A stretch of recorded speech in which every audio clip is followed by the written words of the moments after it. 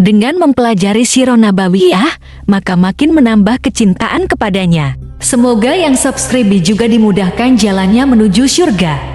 Silahkan tekan tombol like supaya postingan ini semakin tersebar. Dan tulis doa serta hajat pemirsa di kolom komentar. Semoga semakin banyak yang mengaminkan, maka semakin cepat terkabul. Nabi Sulaiman alaihi salam adalah manusia terkaya sepanjang sejarah kehidupan manusia di muka bumi. Dalam beberapa kitab suci seperti Al-Quran, Alkitab, dan Injil, Nabi Sulaiman alaihi salam dijelaskan sebagai manusia terkaya yang pernah hidup di muka bumi. Tidak ada satupun manusia yang bisa mengalahkan total kekayaannya hingga hari kiamat tiba. Para arkeolog telah menemukan situs peninggalan sejarah Islam yang mengungkap total kekayaan Nabi Sulaiman alaihi salam. Ernst bin Yosef, seorang profesor dari Tel Aviv University, seorang peneliti, ia menyatakan bahwa 3000 tahun yang lalu Nabi Sulaiman alaihi salam diperkirakan memiliki kekayaan senilai 2,2 triliun US dollar. Apabila dikonversikan dengan nilai mata uang rupiah, maka nilainya setara dengan 32.891.870 triliun rupiah. Nilai itu berkali-kali lipat lebih banyak dari total kekayaan negara Indonesia yang hanya mencapai 11.454 triliun per 30 Desember 2021. Nabi Sulaiman alaihi salam memiliki beberapa mukjizat. Di antaranya adalah dapat berbicara dengan bahasa binatang. Beliau dapat memerintah mereka untuk melakukan sesuatu. Beliau juga dapat mengendalikan besar kecilnya tekanan angin dan dapat mengatur ke arah mana angin akan berhembus. Sehingga dengan itu Nabi Sulaiman dapat memanfaatkan angin sebagai kendaraannya dan juga kendaraan tentaranya. Nabi Sulaiman juga bisa melunakkan besi dan membentuknya menjadi pakaian perang yang anti tusukan senjata tajam. Nabi Sulaiman juga memimpin para jin. Mereka tunduk dan patuh pada perintah Nabi Sulaiman alaihi salam. Tidak hanya setan, iblis laknatullah yang merupakan makhluk pembangkang dapat dibuat tunduk bertekuk lutut pada perintah-perintah Nabi Sulaiman. Nabi Sulaiman bisa melakukan teleportasi, yaitu berpindah dari suatu tempat ke tempat yang lain dalam waktu singkat. Peristiwa itu dibuktikan dengan pemindahan singgasana Ratu Balqis atas perintah Nabi Sulaiman. Nabi Sulaiman dikenal sebagai raja yang adil dan bijaksana. Nabi Sulaiman diberkahi kecerdasan yang luar biasa untuk menyatupadukan segenap kekuatan yang Allah berikan kepadanya. Ia mengelola dan membawa kerajaannya menjadi kekuatan raksasa yang tak terkalahkan di masanya dengan segenap kemampuan yang dimilikinya. Tentara Nabi Sulaiman adalah tentara terkuat di bumi tanpa ada yang menandingi. Pertanyaan mendasar yang muncul kali ini adalah dari mana sumber kekayaan dan kekuatan Nabi Sulaiman alaihi salam? Untuk mendapat jawaban dari pertanyaan itu, simak video ini sampai akhir. Sebelum itu, mari bantu channel ini terus berkembang dengan cara subscribe dan nyalakan tanda loncengnya. Berikan komentar yang positif dan berikan like serta share video ini. Bismillahirrahmanirrahim. Sungguh kami benar-benar telah menganugerahkan ilmu kepada Daud dan Sulaiman. Keduanya berkata, segala puji bagi Allah yang melebihkan kami dari kebanyakan hamba-hambanya yang mukmin. Sulaiman telah mewarisi Daud dan dia berkata, wahai manusia, kami telah diajari untuk memahami bahasa burung dan kami dianugerahi segala sesuatu. Sesungguhnya, semua ini benar-benar karunia yang nyata. Quran Surat An-Naml ayat 15-16. Saudara-saudaraku yang dirahmati Allah, pada ayat di atas disebutkan bahwa Sulaiman telah mewarisi Daud. Nabi Sulaiman mewarisi Nabi Daud dalam sisi kenabian dan kekuasaan, bukan mewarisi harta, karena para nabi tidak mewariskan harta. Sebab sepeninggalan mereka, harta para nabi menjadi sedekah bagi orang-orang yang ada di sekitarnya, yaitu orang-orang fakir dan orang-orang yang membutuhkan. Dan harta para nabi tidak dikhususkan bagi kalangan keluarganya. Rasulullah Shallallahu Alaihi Wasallam bersabda, "Kami para nabi tidak mewariskan." Nabi Sulaiman mewarisi kenabian dari Nabi Daud. Ini adalah hal yang jelas. Allah telah memilihnya sebagai nabi dari Bani Israel. Begitu juga Allah telah memberinya kekuasaan kerajaan sehingga ia menjadi pemimpin Bani Israel. Barangkali sesuatu yang paling penting yang diwarisi oleh Nabi Sulaiman dari Nabi Daud adalah tradisi militer. Kemajuan militer yang dahsyat telah berpindah kepada Nabi Sulaiman.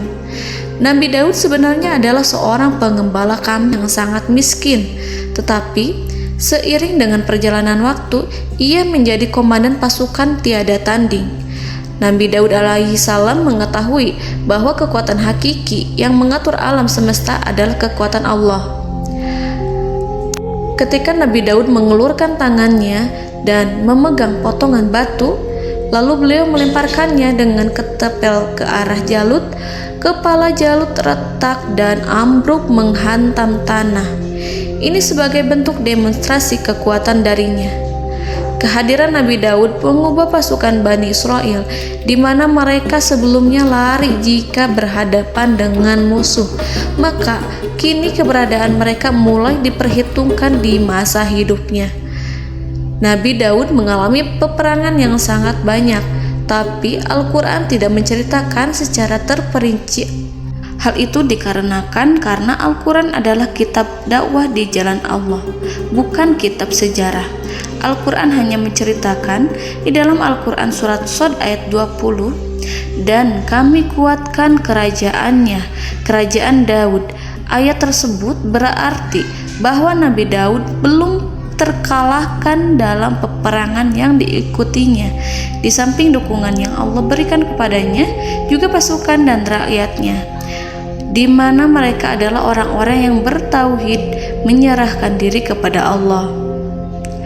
Allah Subhanahu wa Ta'ala mengajarkan kepada Nabi Daud hal-hal yang menjadikan pasukannya memiliki keistimewaan yang dengannya mereka dapat mengalahkan pasukan-pasukan lain, pasukan-pasukan besar yang ada di bumi pada saat itu.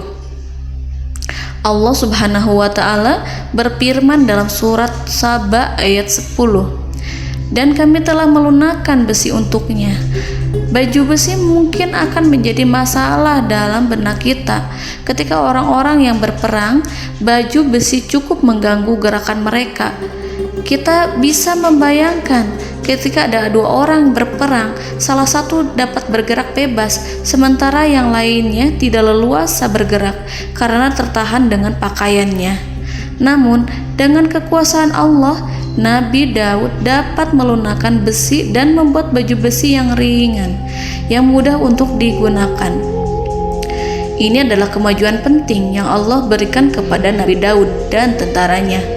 Kemajuan itu kemudian diajarkan, diwariskan dan dimiliki oleh Nabi Sulaiman alaihi salam. Nabi Sulaiman memiliki pasukan dahsyat yang melebihi pasukan manapun di bumi saat itu, atau bahkan mungkin saat ini.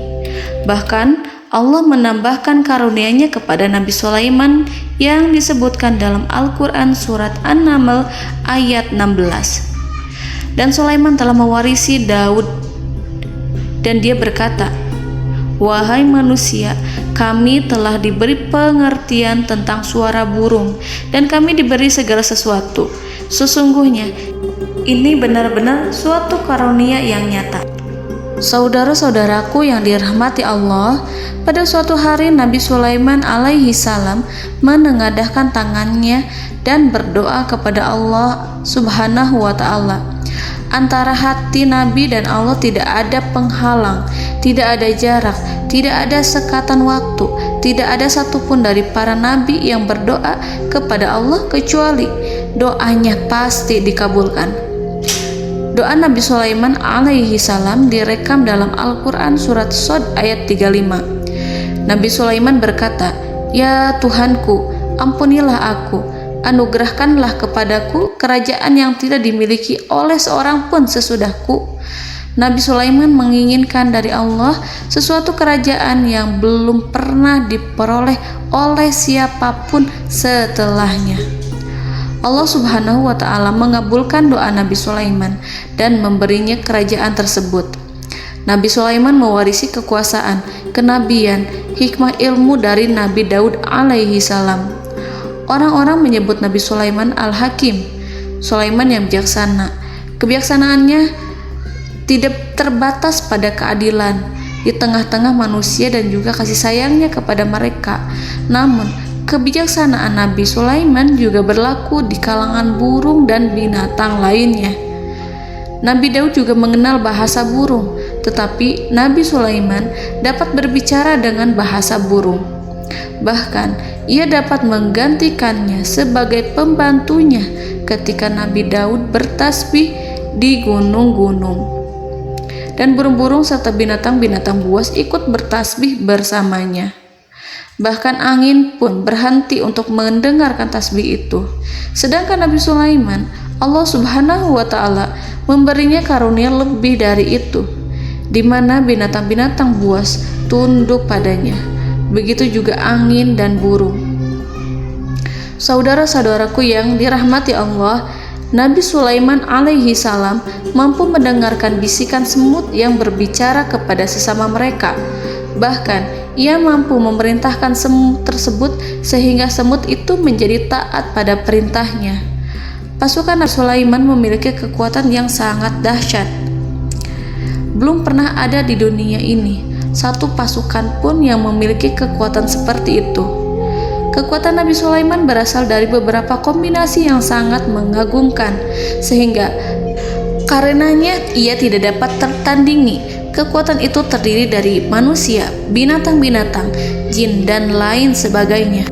Kita mengetahui bahwa jin adalah makhluk Allah dan manusia tidak mampu melihatnya atau menghadirkannya atau meminta pertolongan kepadanya. Sedangkan Nabi Sulaiman telah diberi Allah suatu kemampuan untuk menundukkan jin, mempekerjakan mereka sebagai tentara di tengah-tengah peperangan. Bahkan ia mampu menjadikan mereka sebagai pekerja-pekerja kasar di kerajaannya saat tidak ada peperangan. Oleh sebab itu, ketika ada pasukan lain yang mencoba melawan pasukan Nabi Sulaiman, mustahil mereka akan mendapatkan kemenangan. Bahkan pasukan Nabi Sulaiman diperkuat oleh pasukan burung. Burung di pasukan Nabi Sulaiman memerankan tugas penting, yaitu menjadi agen intelijen. Kita mengetahui bahwa peranan informasi saat peperangan adalah hal yang penting. Dari informasi tersebut, pasukan dapat mengetahui keadaan lawannya. Demikianlah peranan burung pada pasukan Sulaiman. Ia terbang di tengah-tengah musuh. Kemudian, ia kembali kepada Nabi Sulaiman untuk menyampaikan berita tentang keadaan lawannya.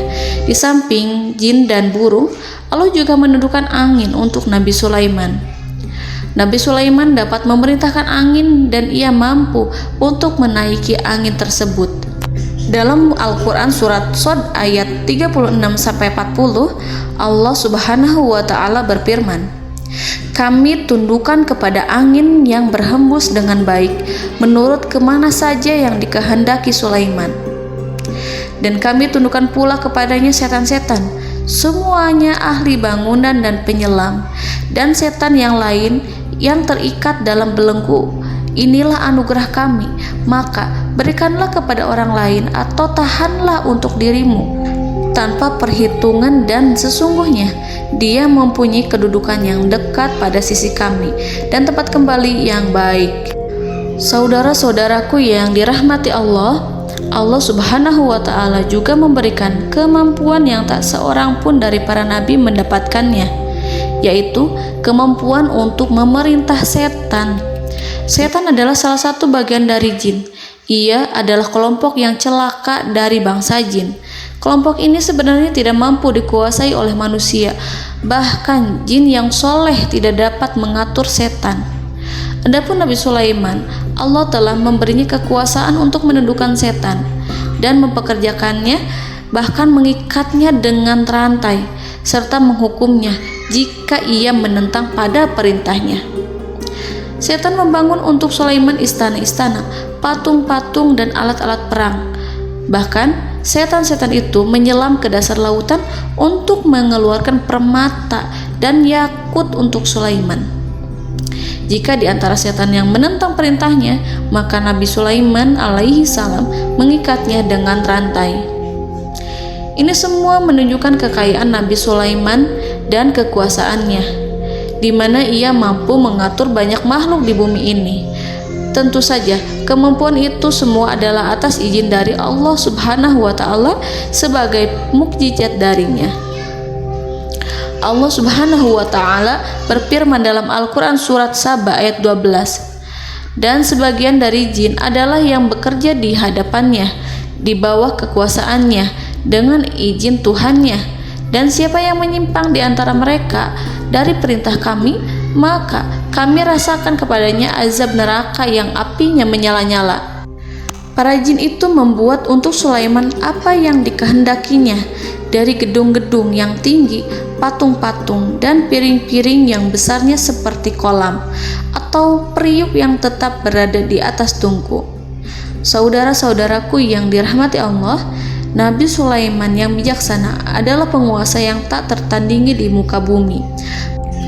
Meskipun memperoleh nikmat-nikmat khusus yang agung itu yang Allah berikan kepada Sulaiman, beliau tetap menunjukkan dirinya sebagai manusia yang paling banyak berzikir kepada Allah dan manusia yang paling banyak bersyukur di zamannya. Saudara-saudaraku yang dirahmati Allah, sebagaimana Allah Subhanahu wa Ta'ala memberikan nikmat kepada ayahnya Nabi Daud alaihi salam, di mana ia mampu melunakkan besi dan Allah mengajarinya bagaimana cara mencairkan besi, maka Nabi Sulaiman alaihi salam dapat memanfaatkan tembaga yang cair untuk peperangan. Dan juga di saat perdamaian, pada saat peperangan, beliau mencampur tembaga dengan besi dan menjadikannya perunggu. Mereka menggunakan senjata-senjata perunggu dalam peperangan seperti pedang, baju besi, dan juga pisau. Senjata-senjata ini adalah senjata yang paling kuat pada saat itu. Sedangkan di saat damai, tembaga digunakan untuk membuat bangunan, perhiasan, dan sebagainya. Meskipun Nabi Sulaiman mendapatkan nikmat yang besar dan karunia yang khusus, Allah Subhanahu wa Ta'ala mengujinya dengan suatu ujian yang dahsyat. Ujian yang akan selalu datang kepada seorang hamba yang soleh. Ketika hamba itu mendapatkan kedudukan besar, maka ujiannya pun menjadi besar. Allah Subhanahu wa Ta'ala menguji Nabi Sulaiman dengan penyakit. Diceritakan oleh Fahru Roji, Nabi Sulaiman diuji dengan suatu penyakit yang keras, di mana kedokteran saat itu tidak dapat dan tidak mampu mengatasinya. Sakitnya Nabi Sulaiman sangat keras sehingga para dokter dari kalangan manusia ataupun jin tidak mampu menghilangkan penyakit itu.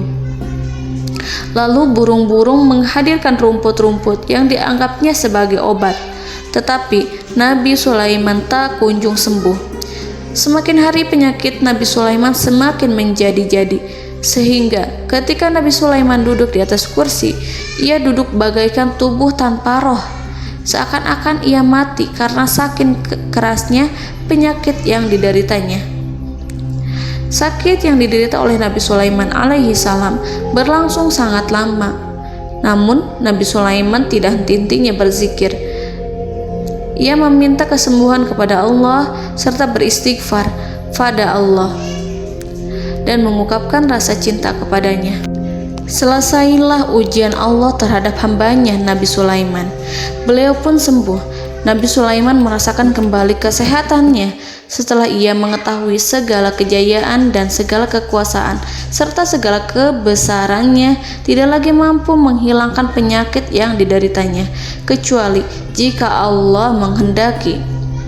Saudara-saudaraku yang dirahmati Allah, Nabi Sulaiman telah membangun tempat ibadah, tempat sujud, sehingga manusia menyembah Allah di dalamnya. Orang-orang yang membangunnya berjumlah puluhan ribu orang. Tentu setiap kelompok dari mereka memiliki pekerjaan masing-masing.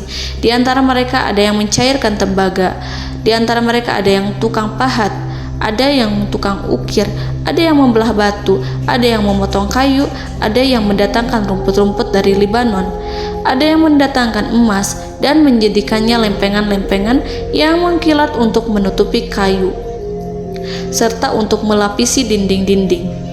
Bahkan golongan jin pun membantu membangun tempat tersebut, tentu dengan perintah dan bimbingan Nabi Sulaiman. Mereka membuat patung-patung yang besar, membuat bejana yang besar untuk tempat makan para tentara dan pekerja, yaitu bejana seperti gunung. Karena saking berat dan besarnya, mereka juga membuat tempat-tempat minum yang besarnya seperti kolam. Nabi Sulaiman mengawasi para pekerjanya dan juga mengurusi masyarakatnya, di mana beliau mengenali problem mereka dan berusaha memecahkannya. Beliau juga mengawasi pasukan dari kalangan binatang dan burung. Beliau mengetahui apabila ada satu di antara mereka yang tidak datang, kemana ia pergi serta mengapa ia pergi. Nabi Sulaiman menguasai pengetahuan itu semua. Nabi Sulaiman bukan hanya mengetahui problem tentara-tentaranya dari kalangan manusia ataupun tentaranya dari kalangan burung, namun ia juga menunjukkan kasih sayang terhadap semut, di mana beliau mendengar bisikannya dan tidak suka untuk menginjaknya. Nabi Sulaiman selalu menundukkan kepalanya ke bumi sebagai bentuk rasa rendah diri dan syukur kepada Allah. Pada suatu hari, Nabi Sulaiman alaihi salam berjalan di depan tentaranya dan tiba-tiba ia mendengar suara semut yang berkata kepada temannya dari kalangan semut. Hal itu terekam dalam Al-Quran surat An-Nahl ayat 18-19. Wahai semut-semut, masuklah ke dalam sarang-sarangmu agar kamu tidak terinjak oleh Sulaiman, sedangkan mereka tidak menyadarinya. Nabi Sulaiman alaihi salam tersenyum mendengar itu dan ia berdoa, "Ya Allah, ya Tuhanku, berilah aku ilham untuk tetap mensyukuri nikmat-Mu yang telah Engkau anugerahkan kepadaku dan kepada kedua orang ibu bapakku, dan untuk mengerjakan amal soleh yang Kau ridhoi, dan masukkanlah aku ke dalam rahmat-Mu, ke dalam golongan hamba-hamba-Mu yang soleh." Saudara-saudaraku yang dirahmati Allah, meskipun Nabi Sulaiman mendapatkan kekuasaan dan memiliki tentara yang besar, namun beliau menunjukkan kasih sayang terhadap bangsa semut. Beliau mendengarkan bisikannya dan melihat semut yang ada di depannya. Oleh karena itu, tak mungkin baginya untuk menginjak golongan semut itu. Nabi Sulaiman bersyukur kepada Allah telah memberinya nikmat, yaitu nikmat rahmat dan kasih sayang. Di samping itu, Nabi Sulaiman alaihi salam adalah orang paling kaya di dunia. Istananya terbuat dari kayu gaharu yang memiliki wangi harum.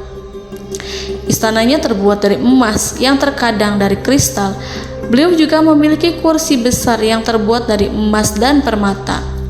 Istana Nabi Sulaiman merupakan istana yang paling besar di dunia. Nabi Sulaiman menggunakan pakaian dari emas dan permata.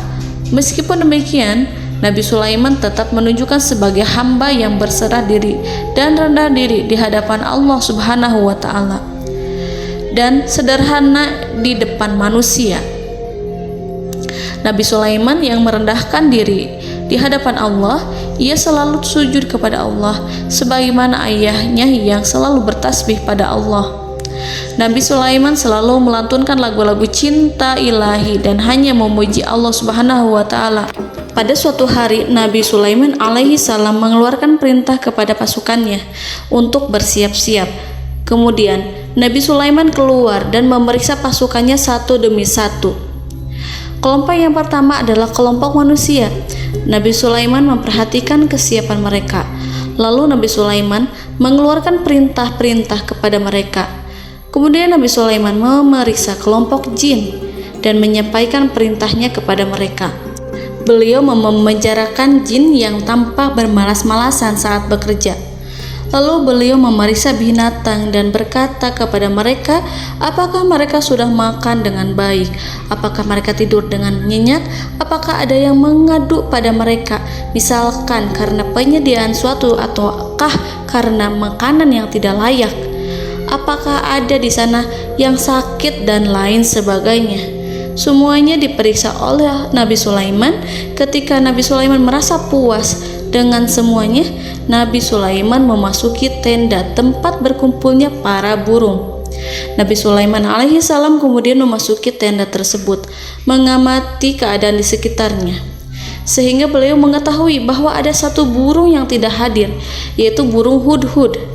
Nabi Sulaiman berkata yang diabadikan dalam Quran surat An-Naml ayat 20. Mengapa aku tidak melihat burung hudhud? Burung-burung yang lain tampak terdiam sebagai penghormatan, dan mereka mendengarkan apa yang akan dikatakan pemimpin mereka. Nabi Sulaiman mengarahkan pandangannya pada semua burung dan tidak menemukan burung hudhud di antara mereka. Tak seekor burung pun yang mengetahui keberadaannya. Burung hudhud absen pada apel wajib kali ini. Nabi Sulaiman mulai menampakkan kemarahannya. Tiba-tiba, seekor burung kecil memberanikan diri untuk berkata kepada Nabi Sulaiman, "Wahai Nabi yang mulia, seharusnya hudhud ada bersamaku kemarin untuk melaksanakan tugas penyelidikan. Ia adalah pemimpin misi, namun burung hudhud belum datang. Oleh karena itu aku tidak pergi bersamanya." Burung itu tampak gemetar. Nabi Sulaiman mengetahui bahwa hudhud tidak hadir dan tak seorang pun mengetahui kemana ia pergi. Burung hudhud pergi tanpa izin terlebih dahulu. Dalam keadaan marah, Nabi Sulaiman berkata, "Sungguh aku benar-benar akan mengazabnya dengan azab yang sangat keras atau benar-benar menyembelihnya, kecuali jika ia benar-benar datang kepadaku dengan alasan yang jelas." Kawanan burung-burung yang mengetahui bahwa Nabi Sulaiman sedang marah dan telah menetapkan untuk menyiksa burung hudhud atau menyembelihnya atau justru memaafkannya dengan syarat ia datang dengan membawa alasan yang dapat menyelamatkannya, atau dengan kata lain, burung hudhud dapat memastikan bahwa ia melaksanakan tugas yang penting. Nabi Sulaiman menunjukkan kemarahan yang besar sehingga siapapun akan merasa takut kepada Nabi Sulaiman yang marah. Seekor burung tampak gemetar, ketakutan melihat kemarahan Nabi Sulaiman. Lalu beliau mengulurkan tangannya ke burung itu dan memegang-megang kepalanya, sehingga burung itu pun merasa tenang dan rasa takutnya hilang. Nabi Sulaiman kemudian pergi dari tempat burung tersebut. Nabi Sulaiman masih memikirkan keadaan burung hudhud. Seharusnya burung hudhud menjadi bagian penting dari badan intelijen. Apakah ia pergi untuk menyingkap suatu, atau apakah ia pergi hanya untuk bermain-main? Nabi Sulaiman telah memperhatikan dan mengetahui bahwa burung hudhud adalah seekor burung yang cerdik dan juga fasih berbicara. Terkadang Nabi Sulaiman mendapati burung hudhud sedang bermain-main dan menunda-nunda pekerjaannya. Namun ketika Nabi Sulaiman melihatnya, burung hudhud memahami bahwa perbuatannya tidak benar. Oleh karena itu, ia tidak boleh menyampur adukan antara waktu serius dan waktu bermain. Tidak lama setelah itu, burung hudhud tiba di tempat para burung. Burung-burung yang lain berkata kepadanya, "Wahai hudhud, pergilah engkau ke tempat Nabi Sulaiman. Jika ia mengetahui bahwa engkau telah sampai, jiwamu benar-benar terancam." Mendengar itu, burung hudhud segera beranjak. Ia terbang menemui Nabi Sulaiman. Pada waktu itu, Nabi Sulaiman sedang duduk bersama tentaranya yang lain. Burung hudhud berdiri. Ia telah merencanakan untuk memulai pembicaraan dengan Nabi Sulaiman sebelum Nabi Sulaiman bertanya kepadanya kemana dia pergi. Ini sebagai bukti bahwa hudhud telah melaksanakan suatu tugas yang penting. Dalam surat An-Nahl ayat 22, burung hudhud, "Aku telah mengetahui sesuatu yang kamu belum mengetahuinya, dan kubawa kepadamu dari negeri Saba suatu berita penting yang diyakini." Seakan-akan burung hudhud hendak berkata, "Aku adalah hudhud yang miskin, tapi Aku mengetahui apa yang tidak engkau ketahui, dan aku telah datang kepadamu dari kerajaan Saba dengan membawa berita yang sangat penting. Nabi Sulaiman tampak terdiam menunggu Hudhud menyelesaikan kisahnya. Dalam surat An-Naml ayat 23-24, burung Hudhud berkata, "Sesungguhnya aku menjumpai seorang wanita yang memerintah mereka. Dia dianugerahi segala sesuatu serta mempunyai singgasana yang besar. Aku mendapati dia dan kaumnya menyembah matahari selain Allah. Dan setan-setan telah menjadikan mereka memandang indah perbuatan-perbuatan mereka, lalu menghalangi mereka dari jalan Allah, sehingga mereka tidak mendapat petunjuk." Burung Hudhud diam. Nabi Sulaiman merasa bahwa Hudhud menunjukkan kepasihan lisannya. Nabi Sulaiman berkata dalam Quran surat An-Nahl ayat 27 sambil menunjukkan senyum manisnya. Nabi Sulaiman berkata, "Akan kami lihat apakah kamu benar wahai Hudhud, ataukah kamu termasuk orang-orang yang berdusta." Seakan-akan burung Hudhud ingin mengatakan, "Aku tidak berbohong, wahai Nabi yang mulia." Namun diamnya Sulaiman membuat takut sehingga burung Hudhud terdiam. Nabi Sulaiman terdiam karena berpikir, lalu ia memutuskan sesuatu setelah itu. Beliau melihat kepada lainnya dan meminta secari kertas dan pena. Nabi Sulaiman menulis surat yang singkat dan menyerahkan kepada Hudhud serta memerintahkan kepadanya seperti yang dikatakan dalam Quran surat An-Nahl ayat 28. "Pergilah dengan membawa suratku ini, lalu jatuhkanlah kepada mereka, kemudian berpalinglah dari mereka, lalu perhatikanlah apa yang mereka bicarakan." Al-Quranul Karim hanya menceritakan dalam Al-Quran surat An-Naml bagaimana perginya Hudhud dan bagaimana ia menyerahkan surat itu. Lalu Al-Quran langsung menyebut keadaan kerajaan Balqis yang saat itu sedang membaca surat di depan para pembesar kerajaan dan para menterinya. Dalam Quran surat An-Naml ayat 29-31, berkatalah Balqis, "Wahai pembesar-pembesar, sesungguhnya telah dijatuhkan kepadaku sebuah surat yang mulia.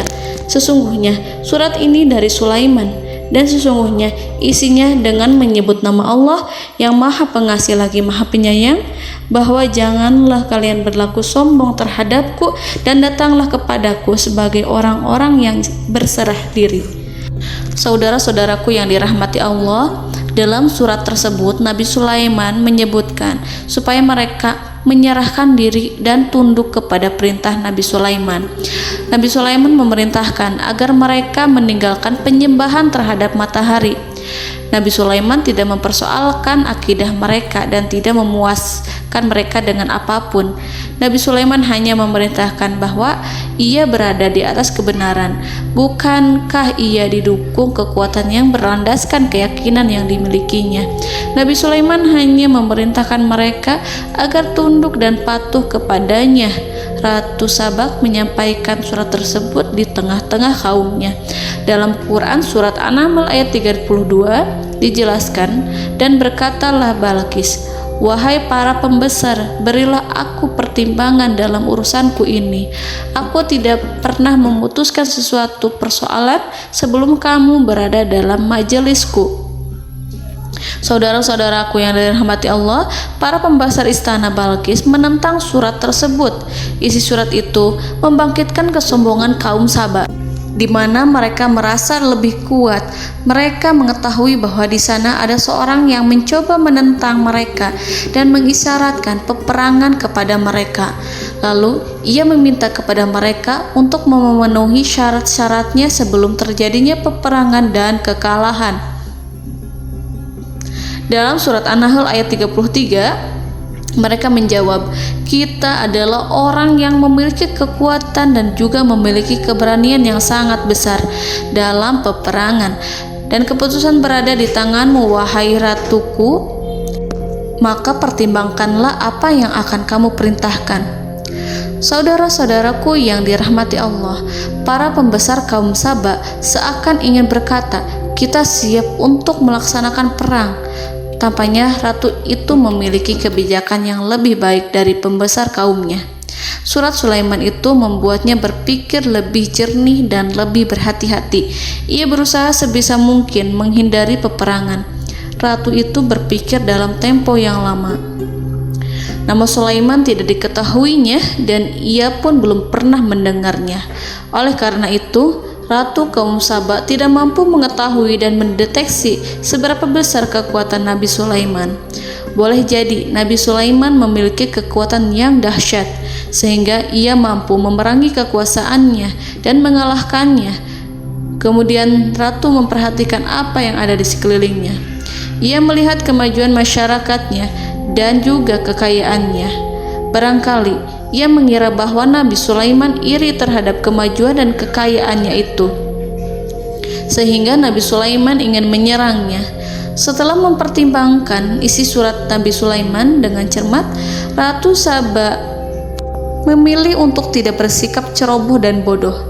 Ratu lebih suka untuk menggunakan bahasa kelembutan. Ia mengirim kepada Nabi Sulaiman suatu hadiah yang besar.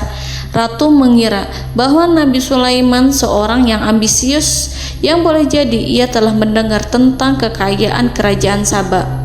Para utusan pergi dengan membawa hadiah dari Ratu Saba. Ratu berharap agar mereka dapat memasuki kerajaan Nabi Sulaiman dan akan mengetahui kondisi kerajaannya. Saat mereka pulang, Ratu ingin mendengar secara langsung dari mereka tentang bagaimana keadaan kaum Nabi Sulaiman dan pasukannya. Setelah mendapatkan informasi yang cukup, maka Ratu Balqis dapat membuat sesuatu keputusan yang tepat. Ratu menyembunyikan apa yang terlintas dalam pikirannya, lalu ia berbicara kepada pembesar istananya bahwa ia dapat menyingkap niat jahat Raja Sulaiman melalui cara mengirimkan hadiah kepadanya. Ratu lebih memilih cara tersebut dan menunggu reaksi dari Nabi Sulaiman.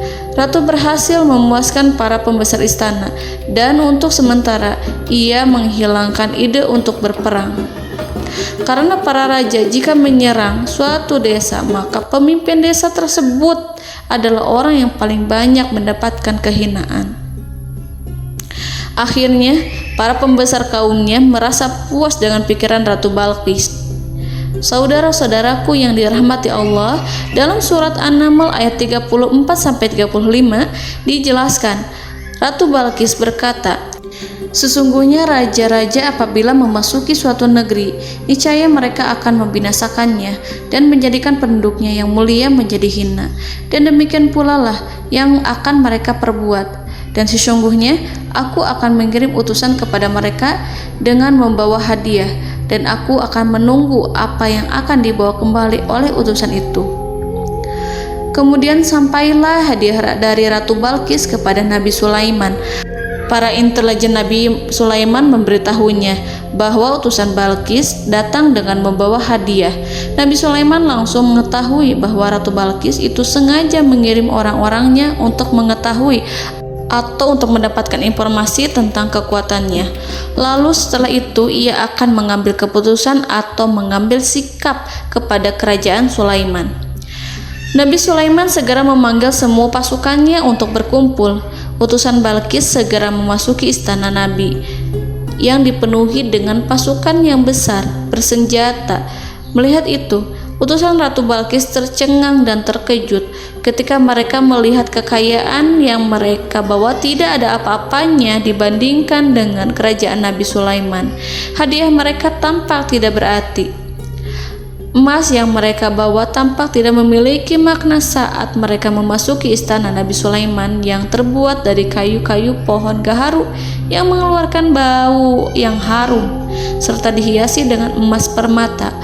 Para utusan Ratu Balqis berdiri bersama Nabi Sulaiman dan menyaksikan bagaimana Nabi Sulaiman mengendalikan pasukannya. Kemudian mereka mulai berpikir tentang kekuatan dan kualitas pasukan Nabi Sulaiman. Betapa kagetnya mereka ketika melihat di tengah-tengah pasukan itu terdapat singa, burung, dan tentara dari kalangan manusia yang mampu terbang.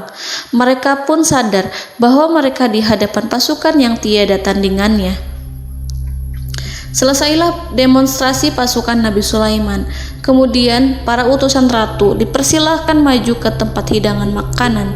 Para utusan itu sangat terkejut ketika melihat berbagai macam makanan dari penjuru dunia ada di depannya. dan di antara makanan itu terdapat pula makanan yang biasa ditemukan di negeri mereka. Tetapi mereka melihat bahwa makanan itu memiliki rasa yang lebih istimewa.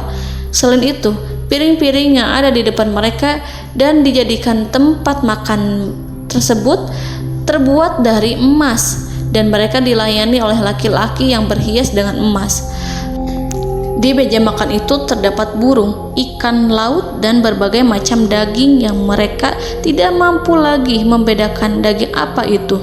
Nabi Sulaiman tidak makan bersama mereka, tapi beliau makan dengan menggunakan piring yang terbuat dari kayu. Beliau memakan roti yang kering yang dicampur dengan minyak. Inilah makanan yang dipilih Nabi Sulaiman. Makan bersama mereka dalam keadaan diam, mereka merasa kehadiran Nabi Sulaiman menciptakan suatu wibawa yang luar biasa. Selesai perjamuan itu, lalu dengan sangat malu mereka menyerahkan hadiah dari Ratu Balqis kepada Nabi Sulaiman. Hadiah itu berupa emas yang bagi mereka hadiah itu sangat bernilai tinggi. Tapi di sini hadiah itu tampak kecil di hadapan kekayaan-kekayaan Nabi Sulaiman yang sangat mengagumkan. Nabi Sulaiman memperhatikan hadiah dari Ratu Balqis itu dan berkata dalam Quran surat An-Naml ayat 36. Maka tatkala utusan itu sampai pada Sulaiman, Sulaiman berkata, "Apakah patut kamu menolong aku dengan harta? Maka apa yang diberikan Allah kepadaku lebih baik daripada apa yang diberikannya kepadamu. Tetapi kamu merasa bangga dengan hadiahmu." Saudara-saudaraku, Raja Sulaiman menyingkap dengan kata-katanya yang singkat. Itu penolakannya terhadap hadiah mereka. Ia memberitahu utusan itu bahwa ia tidak menerima hadiah tersebut.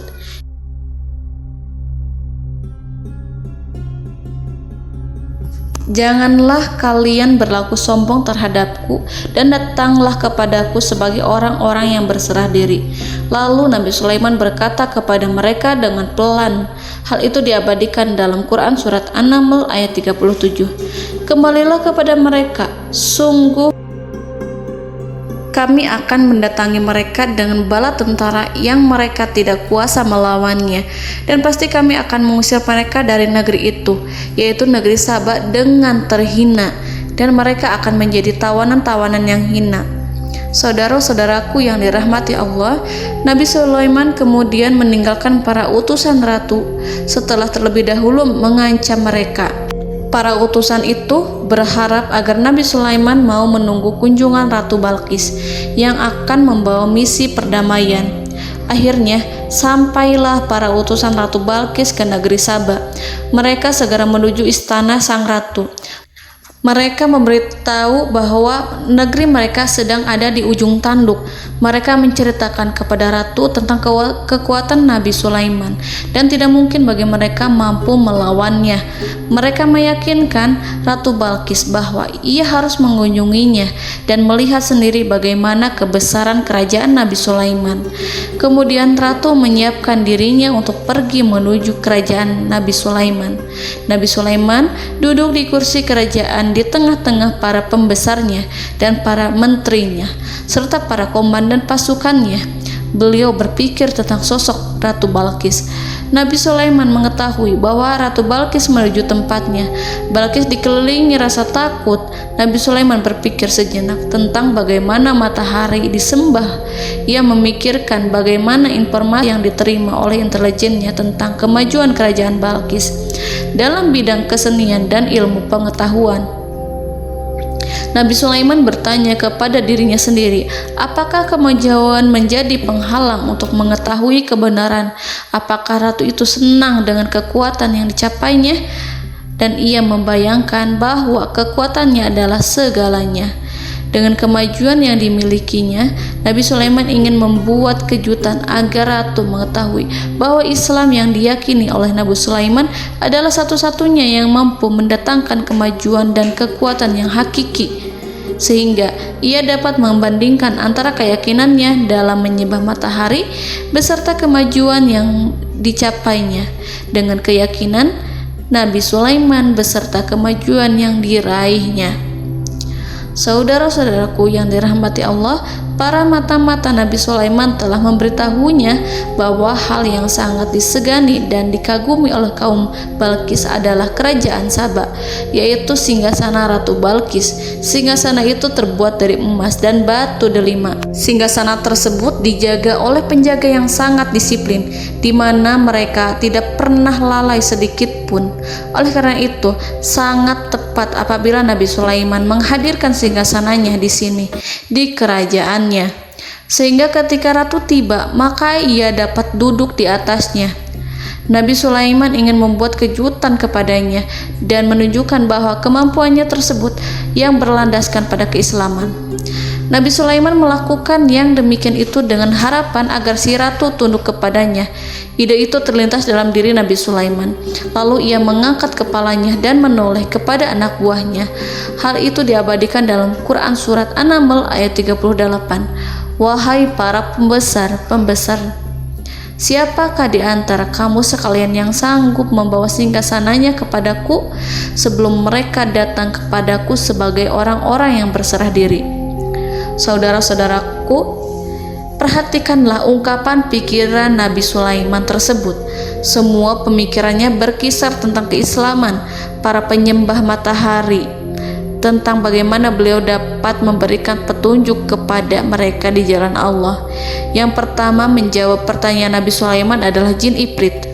Dalam Quran Surat An-Naml ayat 39, berkatalah Ifrit yang cerdik dari golongan jin, aku akan datang kepadamu dengan membawa singgasana itu sebelum kamu berdiri dari tempat dudukmu. Sesungguhnya aku benar-benar kuat untuk membawanya, lagi dapat dipercaya. Nabi Sulaiman berdiri dari tempat duduknya setelah 1 atau 2 jam. Jin itu berjanji kepadanya untuk menghadirkan singgasana Balkis sebelum itu. Istana Nabi Sulaiman di Palestina, sedangkan istana Balkis terletak di Yaman. Antara singgasana tersebut dengan singgasana Nabi Sulaiman berjarak lebih dari ribuan mil. Barangkali pesawat yang cepat sekalipun yang kita kenal hari ini tidak akan mampu membawa dan mendatangkan istana itu dalam waktu 1 jam. Tetapi masalahnya di sini berhubung dengan kekuatan jin yang serba misterius, Nabi Sulaiman tidak mengomentari sedikit pun terhadap apa yang dikatakan oleh Ifrit. Nabi Sulaiman tapak menunggu tanggapan dari yang lain yang mampu menghadirkan singgasana Balkis yang lebih cepat dari jin Ifrit. Nabi Sulaiman menoleh kepada seorang di sana yang duduk di atas naungan. Hal itu diceritakan dalam Quran Surat An-Naml ayat 40. Berkatalah seorang yang mempunyai ilmu dari Alkitab, aku akan membawa singgasana itu kepadamu sebelum matamu berkedip. Maka tatkala Sulaiman melihat singgasana itu terletak di hadapannya, ia pun berkata, ini termasuk karunia Tuhanku untuk memuji aku. Apakah aku akan bersyukur atau mengingkari nikmatnya?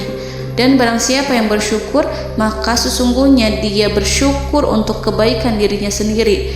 Dan barang siapa yang ingkar, maka sesungguhnya Tuhanku maha kaya lagi maha mulia. Saudara-saudaraku, belum lama seorang yang mempunyai ilmu dari Alkitab menyatakan kalimatnya, sehingga singgasana itu tiba-tiba ada di depan Nabi Sulaiman yang mampu menghadirkan singgasana itu lebih cepat dari kedipan mata. Al-Quranul Karim tidak menyingkap kepribadian seorang yang menghadirkan singgasana itu.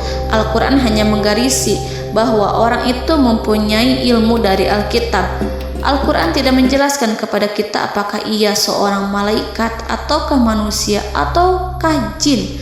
Al-Quran sengaja tidak menyingkap informasi tersebut. Saudara-saudaraku yang dirahmati Allah, setelah melihat singgasana itu, Nabi Sulaiman bersyukur kepada Allah. Ia mulai memperhatikan singgasana sang ratu. Singgasana tersebut merupakan simbol pembangunan dan juga kemajuan, tetapi tampaknya ia hanya sesuatu yang biasa saja jika dibandingkan dengan kekuasaan dan kebesaran ciptaan yang dibuat oleh manusia dan jin di kalangan istana Nabi Sulaiman. Nabi Sulaiman memikirkan dalam tempo yang lama singgasana Ratu Balkis itu. Kemudian beliau memerintahkan agar singgasana itu diperbaiki, sehingga saat Ratu Balkis datang, Nabi Sulaiman akan mengujinya apakah Ratu Balkis dapat mengenali singgasananya ataukah tidak. Dalam Al-Quran surat An-Naml ayat 41, Nabi Sulaiman berkata, "Ubahlah baginya singgasananya, maka kita akan melihat apakah dia mengenal ataukah dia termasuk orang-orang yang tidak mengenalnya." Saudara-saudaraku yang dirahmati Allah, Nabi Sulaiman memerintahkan agar dibangun istana yang akan digunakan untuk menyambut Ratu Balqis. Nabi Sulaiman memilih tempat di laut dan ia memerintahkan agar dibangun suatu istana di mana sebagian besar terdiri dari air laut. Nabi Sulaiman memerintahkan agar lantainya itu terbuat dari kaca yang tebal dan kuat sehingga orang-orang yang berjalan di atas istana itu akan dapat melihat di bawahnya ada ikan-ikan yang berwarna-warni yang berenang-renang ke sana kemari, dan mereka akan melihat rumput-rumput laut yang bergerak-gerak. Akhirnya selesailah pembangunan istana itu. Saking bersihnya kaca lantainya sehingga tampak di sana tidak ada kaca.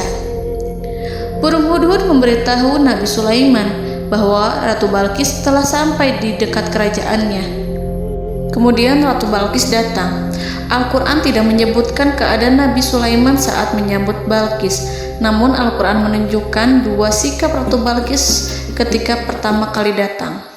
Yang pertama, bagaimana sikap Ratu Balqis ketika pertama kali melihat singgasananya yang datang mendahuluinya, padahal ia telah meninggalkan pengawalnya untuk setia menjaga singgasana itu. Keadaan kedua adalah keadaan ketika di depan istana yang dibangun untuk menyambut Ratu Balqis. Istana itu penuh dengan permata dan banyak ikan berenang di bawahnya. Dalam Quran surat An-Naml ayat 42 dijelaskan, dan ketika Balqis datang, ditanyakanlah kepadanya, "Serupa inikah singgasanamu?" Balqis menjawab, "Seakan-akan singgasana ini adalah singgasanaku. Kami telah diberi pengetahuan sebelumnya dan kami adalah orang-orang yang berserah diri." Saudara-saudaraku, pada dialek di atas, Balqis melihat singgasananya dan ia tercengang saat mengetahui bahwa itu adalah singgasana miliknya. Namun kemudian ia mulai ragu karena melihat tidak sepenuhnya itu singgasana miliknya. Jika itu benar-benar miliknya, lalu bagaimana ia datang mendahuluinya? Dan bila bukan singgasananya, maka bagaimana Sulaiman dapat meniru sepersis dan seteliti itu? Padahal Sulaiman tidak pernah sekalipun ke kerajaannya. Nabi Sulaiman berkata saat melihat Balqis mengamati singgasananya, "Apakah ini singgasanamu?" Balqis terlihat sangat kebingungan, namun setelah itu ia menjawab, "Sepertinya benar." Nabi Sulaiman berkata, "Kami telah diberi ilmu sebelumnya dan kami sebagai orang-orang muslim."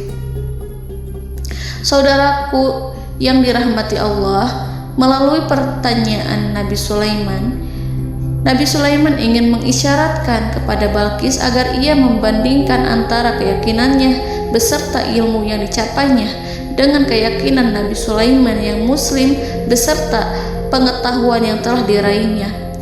Penyembahan terhadap matahari dan pencapaian ilmu yang dicapai oleh Ratu Balqis tanpa tidak ada apa-apanya dibandingkan dengan ilmu Nabi Sulaiman dan keislamannya.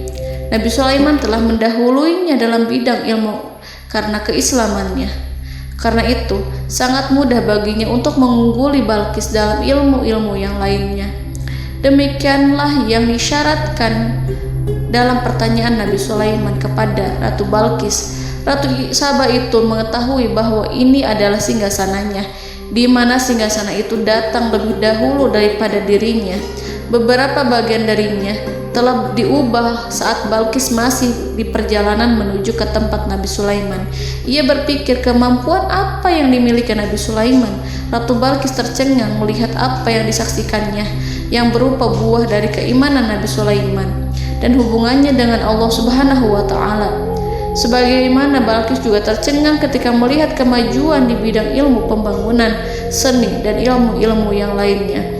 Maka ia tidak lebih kagum lagi saat melihat hubungan yang kuat antara keislaman Nabi Sulaiman dengan ilmunya, serta kemajuan yang diraihnya. Dalam Al-Quran Surat An-Naml ayat 43 dijelaskan, dan apa yang disembahnya selama ini selain Allah mencegahnya untuk melahirkan keislamannya, karena sesungguhnya ia terdahulu termasuk orang-orang yang kafir.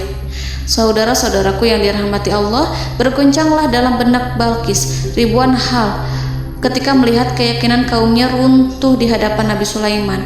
Ia menyadari matahari yang disembahnya hanya merupakan ciptaan Allah, dan Allah lah yang menggerakkannya untuk hamba-hambanya. Lalu terbitlah matahari kebenaran dalam dirinya. Hatinya diterangi oleh cahaya baru yang tidak akan tenggelam seperti tenggelamnya matahari. Masa keislamannya hanya menunggu waktu. Ratu Balqis memilih waktu yang tepat untuk mengumumkan keislamannya. Allah Subhanahu wa Ta'ala berfirman dalam Quran Surat An-Naml ayat 44. Dikatakan kepadanya, masuklah ke dalam istana. Maka tatkala ia melihat lantai istana itu, dikiranya kolam air yang besar dan disingkapnya dua betisnya. Berkatalah Sulaiman, sesungguhnya ia adalah istana licin yang terbuat dari kaca. Berkatalah Balqis, wahai Tuhanku, sesungguhnya aku telah berbuat zalim terhadap diriku, dan aku berserah diri bersama Sulaiman kepada Allah Tuhan semesta alam. Saudara-saudaraku yang dirahmati Allah, dikatakan kepada Balqis, masuklah ke dalam istana. Ketika ia masuk, maka ia tidak menyaksikan adanya kaca, tetapi ia melihat air, sehingga ia mengira akan bersinggungan dengan air. Lalu ia menyingkapkan sedikit bajunya agar bajunya itu tidak basah. Nabi Sulaiman mengingatkannya tanpa melihatnya agar ia tidak khawatir terhadap pakaiannya, karena pakaiannya tidak akan basah sebab di sana tidak ada air. Itu sekedar kaca yang halus, yang saking halusnya sehingga ia tidak tampak. Pada kesempatan itulah Balqis mengumumkan keislamannya yang mengakui kelalimannya, dan ia menyatakan menyerahkan diri kepada Nabi Sulaiman dan kepada Allah Tuhan semesta alam. Lalu kaumnya pun mengikutinya dan mereka memeluk Islam. Balqis menyadari ia berhadapan dengan penguasa yang terbesar di bumi dan Nabi Allah yang mulia. Untuk pertama kalinya, wajah Sulaiman tampak dihiasi dengan senyuman yang menunjukkan kepuasannya sejak Balqis mengunjunginya. Demikianlah Nabi Sulaiman mewujudkan kejayaannya yang hakiki dan menyebarkan cahaya Islam di muka bumi. Saudara-saudaraku, Al-Quran tidak menyebutkan kisah Balqis setelah keislamannya. Para ahli tafsir mengatakan bahwa ia menikah dengan Nabi Sulaiman. Selain itu, ada yang mengatakan bahwa ia menikah dengan salah satu orang dekat Nabi Sulaiman. Ada juga yang mengatakan bahwa sebagian Raja Habasyah adalah keturunan dari buah perkawinan ini. Wallahu a'lam bishawab. Saudara-saudaraku yang dirahmati Allah, Nabi Sulaiman hidup di tengah-tengah kejayaan dan kemuliaan di bumi. Kemudian Allah menetapkan kematian untuknya, sebagaimana kehidupan Sulaiman berada di puncak kemuliaan dan kejayaan yang penuh dengan keajaiban yang luar biasa. Maka kematiannya pun merupakan tanda-tanda kebesaran Allah yang penuh dengan keajaiban. Demikianlah bahwa kematiannya sesuai dengan kehidupannya, sesuai dengan kejayaannya. Allah berfirman tentang kematian Sulaiman di dalam Al-Quran Surat Saba ayat 14. Maka tatkala kami telah menetapkan kematian Nabi Sulaiman, tidak ada yang menunjukkan kepada mereka kematiannya itu kecuali rayap yang memakan tongkatnya.